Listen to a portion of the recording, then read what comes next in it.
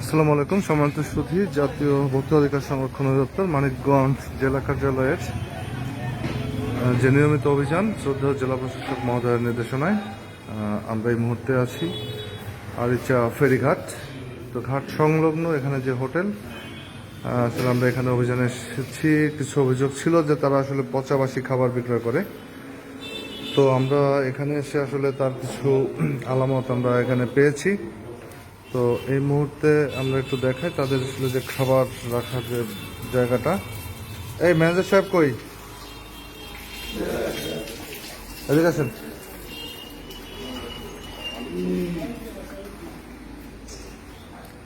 এখানে বাসি খাবার কোনটা কোনটা? এগুলো সব না? এই মাছ বাসি কালকের, গত রাত্রে। হ্যাঁ। তারপরে এই যে এটা কি রোস্ট? রোস্ট কালকের। আর কি?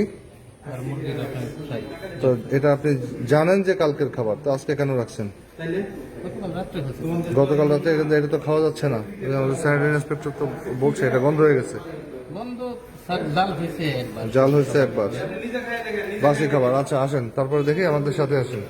এর আগেও একবার এই প্রতিষ্ঠানকে এই অস্বাস্থ্যকর উপায়ে খাদ্য প্রক্রিয়া করার দায়ে আর্থিক জরিমানা করা হয়েছিল, যে অপরাধে আজকেও তারা সেই একই অপরাধ করেছে। দেখি আপনার ফ্রিজের অবস্থা। যে আমরা গতবার তাকে সতর্ক করেছিলাম যে আপনারা রান্না করা খাবার এবং কাঁচা খাবার একই ফ্রিজে রাখবেন না। তো আসলে একটু এখানে যেটা তারা করেছে, এটা কবেকার গ্রিল? কালকের। তো কালকের সেই গ্রিল তারা এই যে এর সাথে এগুলা কি?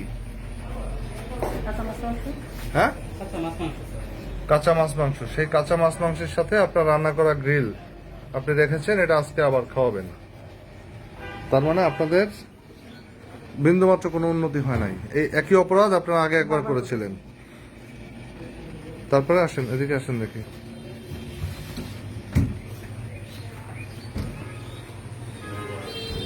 তো এগুলো তার যে ফ্রিজ থেকে তারা সংরক্ষণ বিক্রয়ের জন্য সংরক্ষণ করেছে। এটা কি মেয়োনেজ? এই ম্যানেজার সাহেব এদিকে আসেন। এটা কি দেখেন তো, এটা কি অবস্থা? টেস্ট করেন, যান অপাশে যান। এই যে ফ্রিজে রেখেছেন, খান একটু, এটা একটু খেয়ে দেখেন, খেয়ে দেখেন। ভালো আছে? এইটার কি অবস্থা? এটা কবে কার? গতকালের রাতের। ওইটা কিসের? মানে গতকাল রাতেরটা দিয়ে আজকে করবেন?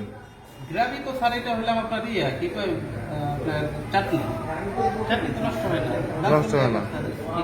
আর গ্রিল যে রাখছেন এটাও নষ্ট হয় না কাঁচা মাছ মাংসের সাথে? স্টাফরা খাবে। আপনার স্টাফদের এত খাওয়া লাগে? আগের বারও একই কথা বলছেন।